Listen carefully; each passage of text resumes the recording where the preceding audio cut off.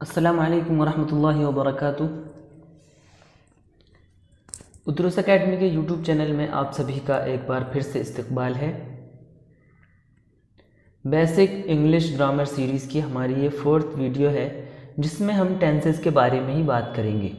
गुज़िश्ता video में हम लोगों ने टेंसेस को ओवरऑल और थोरोली जानने की कोशिश की। इस वीडियो से हम इस सीरीज़ का बाकायदा आगाज़ कर रहे हैं और इंशाअल्लाह ताला इस वीडियो के अंदर हम सिंपल प्रेजेंट देखेंगे। जैसा कि आप लोगों को बताया गया था कि टेंसेस 3 तरह के होते हैं, ज़माने, प्रेजेंट, पास्ट एंड फ्यूचर। फिर ये तीनों भी आपस में मुनक़सिम होते हैं, इनकी भी मुतअद्दिद अक़साम होती हैं। फिर उन क़िस्मों में भी अलग अलग टाइप्स के जुमले होते हैं, तो ये पूरी तफसील होती है इसके अंदर। तो आइए हम चलते हैं, जानने की कोशिश करते हैं। प्रेजेंट सिंपल या फिर प्रेजेंट इंडेफिनिट। प्रेजेंट इंडेफिनिट इस टेंस के अंदर ऐसे जुमले बनाए जाते हैं जो कि हमारी रोज़मर्रा की आदत से रिलेटेड होते हैं, जो हम रोज़ मामूल के तौर पर डेली रूटीन के हिसाब से जो काम करते हैं, अगर हमें उस काम को ताबीर के अंदर बयान करना हो तो हम प्रेजेंट सिंपल का इस्तेमाल करते हैं। फॉर एग्ज़ाम्पल, मैं रोज़ाना 100 सफ़े का मुताला करता हूँ, वो लोग कुरान पाक की तिलावत करते हैं, हम लोग रोज़ाना ऑफिस जाते हैं। तो इस तरह के अगर सेंटेंसेस को हम इंग्लिश में बनाना चाह रहे हैं तो सिंपल प्रेजेंट में बनाएंगे।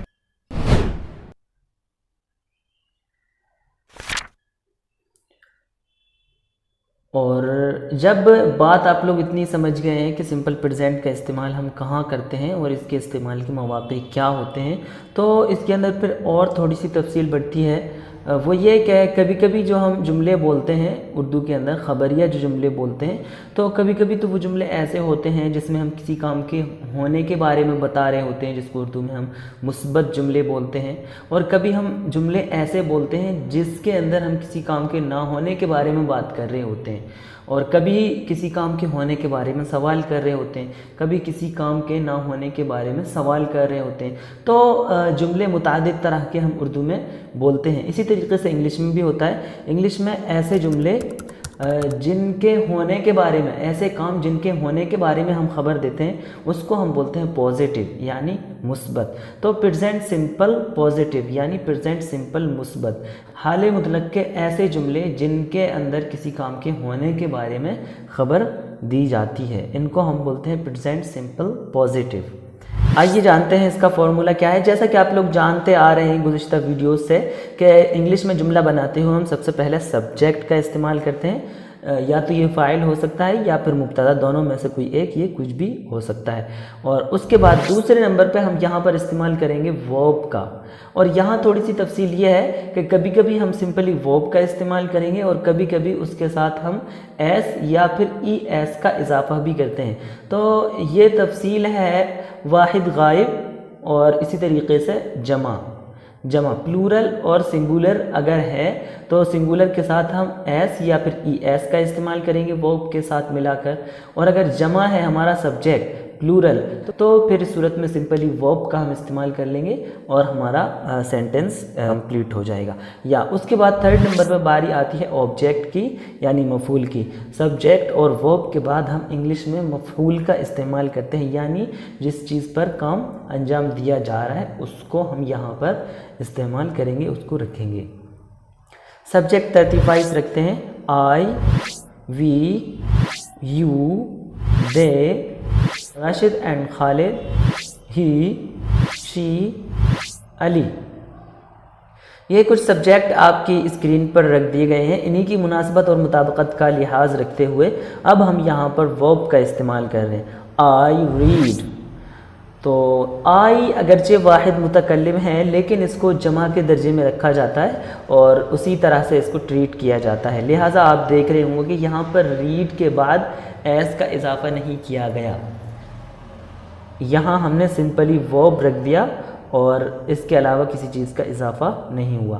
We follow, you drive, they memorize, Rashid and Khalid recite, he reads, she cooks, Ali rights.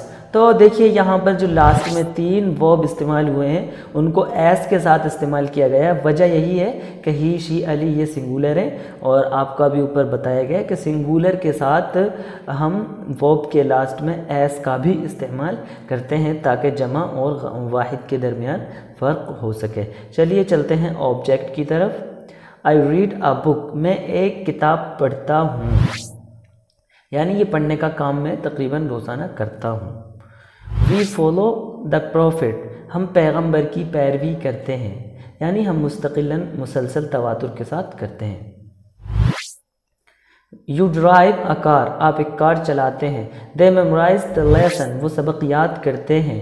Rashid and Khalid recite the Holi Quran, Rashid और खालिद कुरान पाक की तिलावत करते हैं।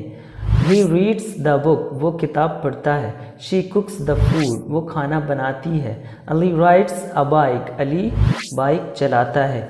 यहाँ पर रिसाइट का वर्ड है, तो इस वर्ड को आप लोग याद रखिए, तिलावत करने के लिए, कुरान पाक की तिलावत करने के लिए इस लफ्ज़ का इस्तेमाल किया जाता है। रिसाइट द होली कुरान, कुरान पाक की तिलावत करना। इसी तरीके से अगर कोई भी मज़हब की मुक़द्दस किताब है, उसको अगर हम पढ़ने के लिए इंग्लिश में कोई वर्ड इस्तेमाल करना चाह रहे हैं तो रिसाइट का ही लफ्ज़ इस्तेमाल करेंगे।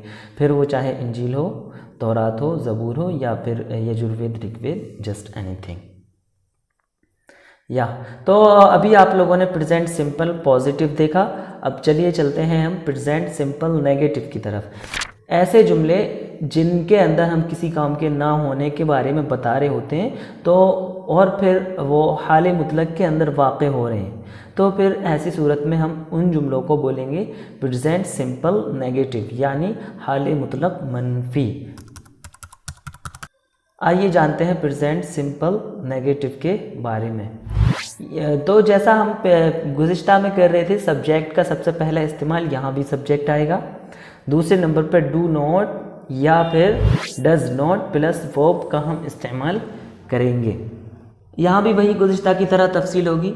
गुज़िश्ता जहाँ हम वाहिद सिंगुलर के साथ वर्ब के लास्ट में एस का इजाफा कर रहे थे, तो अब यहाँ पर हम वो उस एस का बजाय मेन वर्ब के आखिर में इजाफा करने के उसको उठा के हम हेल्पिंग वर्ब में रख देंगे, ऑक्सिलरी वर्ब में, तो वो डू से डज हो जाएगा और जो हमारा मेन वर्ब रहेगा उसको अपनी असल हैयत और असली शक्ल में बाकी रखेंगे। थर्ड नंबर पर हम इस्तेमाल करेंगे ऑब्जेक्ट का। सब्जेक्ट तरतीब वाइज रखते हैं, I, we, you, they, Rashid and Khalid, he, she, Ali. इन्हीं की मुनासबत से यहाँ पर हम डू नॉट, डज नॉट या और वर्ब का इस्तेमाल कर रहे हैं। आई डू नॉट रीड, जैसा कि आपको बताया गया था, आई को अगरचे वाहिद है लेकिन इसको जमा के दर्जे में रखा जाता है और उसी तरीके से इसके साथ यहाँ पर ट्रीट करते हैं हम। तो I do not read, we do not use, you do not buy, they do not maintain, Rashid and Khalid do not feel, he does not worship। देखिए यहाँ पर does का इस्तेमाल हुआ क्योंकि ही जो है ये वाहिद है और गायब है और आपको बताया गया था कि वाहिद गायब के साथ हम डू के बजाय ऑक्सिलरी वर्ब डज का इस्तेमाल करते हैं, यानी जो हम एस मेन वर्ब के लास्ट में पॉजिटिव के अंदर ला रहे थे उस एस को वहाँ से हज़फ करके हम डू यानी ऑक्सिलरी वर्ब के अंदर ले आएंगे तो ये डज हो जाएगा। He does not worship, she does not cook, Ali does not remember. Object, I do not read the book, मैं किताब नहीं पढ़ता हूँ। We do not use mobile, हम लोग मोबाइल इस्तेमाल नहीं करते हैं। You do not buy stationery, आप स्टेशनरी का सामान नहीं ख़रीदते हैं, पेन, कापी, किताब वगैरह। They do not maintain appearance, वो लोग वज़ाक़ता का ख़याल नहीं रखते हैं। Rashid and Khalid do not feel well, Rashid और खालिद अच्छा महसूस नहीं करते हैं। ही डज़ नॉट वर्शिप अल्लाह, वह अल्लाह ताला की इबादत नहीं करता है। She does not cook the food, वो खाना नहीं बनाती है। Ali does not remember the lesson, Ali सबक याद नहीं रखता है। यहाँ पर दो वर्ड हैं, एक रिमेंबर और एक मेमोराइज।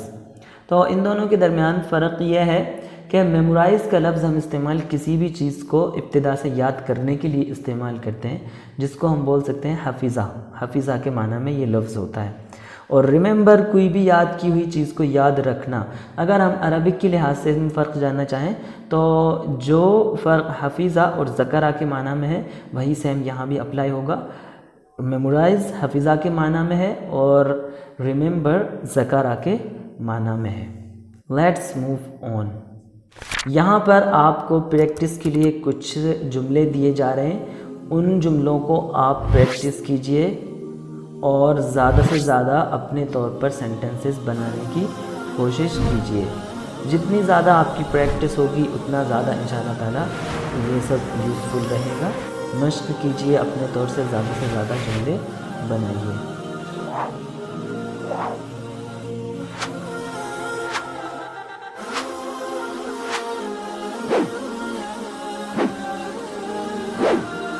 सबसे लास्ट में thanks for watching the video को लाइक कीजिए, शेयर कीजिए, चैनल को सब्सक्राइब कीजिए। अगर आपके पास मुफीद मशवरे हैं तो कमेंट में लिखिए। ज़्यादा से ज़्यादा अहबाब को जोड़ने की कोशिश कीजिए ताकि बहुत से लोग इस्तिफ़ादा कर सकें। मिलते हैं अगली वीडियो में, तब तक के लिए बहुत बहुत शुक्रिया। अस्सलाम वालेकुम।